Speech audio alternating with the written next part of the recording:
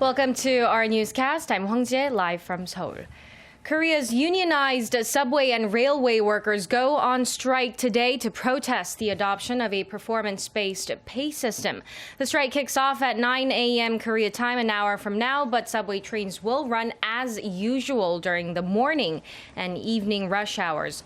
Spots during that time will be filled by temporary workers. Unionized subway workers in Seoul and the southern port city of Busan, as well as railway workers across the country, will take part in the strike. Seoul Subway's line number 9, however, will run as usual as it's run by a private operator. Subway services will be cut to about 80% of normal levels, while regular train services will only run at 60%. The first parliamentary audit of the 20th National Assembly started Monday with only half the normal turnout. That's because the ruling party refused to attend due to the opposition party's decision last weekend to file a motion for the dismissal of the agriculture minister. Our Ji Myung-gil reports. Lawmakers from the ruling Saenuri Party boycotted the first day of the National Assembly's 20-day audit of government ministries and agencies. The Saenuri floor leader says Assembly Speaker Chung Se-gyun's decision last Friday to call a vote on dismissing Kim Jae-soo, President Park's pick for Agriculture Minister, was politically motivated. The opposition parties and the Assembly Speaker have been politicizing the dismissal motion against the Agriculture Minister so they can extend the probing period of a special investigative committee into the Seoul ferry disaster. Kim, who took office earlier this month, has taken heat from opposition lawmakers over potential ethical lapses, including allegations of suspicious real estate trading and receiving a loan from a bank at an unusually low rate. The ruling party is demanding the Assembly Speaker resign, saying that the dismissal vote for Kim did not follow the rules, and Saenuri Chief Lee Jung-yeon has launched a hunger strike. The main opposition Minju Party of Korea called on the ruling party to participate in the audit, which involved 12 parliamentary committees. The ruling party has ridiculed the speaker and boycotted all parliamentary affairs. Abandoning the audit is the same as neglecting our duty to look after the people's livelihoods.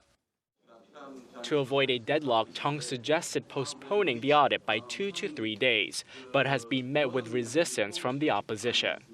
Ji Myung-gil, ARIRANG News. The United States has blacklisted and filed criminal charges against a Chinese firm for assisting North Korea with its nuclear and missile programs. The sanctions on Dandong Hongshang Industrial Development Company and 4 of its officials followed recent revelations that the firm exported several materials that can help Pyongyang develop weapons of mass destruction. This marks the first time Washington has imposed direct sanctions on a Chinese company in connection with North Korea's weapons programs. The U.S. Treasury Department says the Justice Department filed a civil forfeiture action for all the funds contained in 25 bank accounts belonging to the company. The eyes of the world are focused on a university in New York City today as Hillary Clinton and Donald Trump prepare to face off in their first presidential debate. The debate, set to be the most watched in U.S. history, will start at 9 p.m. Eastern Time. That's slightly under 2 hours from now, in a race which could hardly be closer. The 90-minute debate, moderated by NBC News anchor Lester Holt, could give one of the candidates an edge with just over 40 days until Election Day. Clinton and Trump are expected to cover topics including foreign policy and national security issues. The latest Real Clear Politics poll shows a statistical dead heat, with Clinton just 2 points ahead on 45.7%. and Trump on 43.4%, but the former Secretary of State is well within the margin of error. And we turn to a new milestone for Arirang TV, the channel you are watching right now, as we have begun broadcasting on local satellite networks in the UK for the very first time. Our reporter Kwon Jang-ho is in London to witness Arirang's first airing on British soil. Arirang TV is transmitted to over 100 countries around the world, but now it's taken a new step in the UK by being made available on Britain's local satellite networks.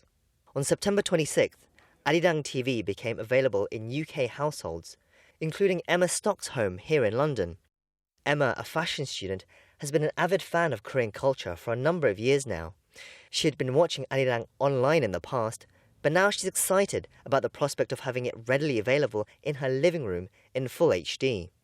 I think it's really cool because I can see like favourite actors, singers. There's a variety of different shows to watch. And I can show my mum and my family what I'm up to and then why I like Korea so much, and then they can learn more as well. Arirang is now on 2 TV service providers in the UK, Sky and Freesat. Together, they are beamed into more than 6 million households. The UK is the 4th largest English-speaking nation in the world and is therefore an especially important market for Arirang, whose English-language broadcasts look to share and better inform people about Korea's culture, history and current affairs. I think the excitement's beginning to build. Now people are starting to hear about it, and I think it will be very, very popular on Freesat.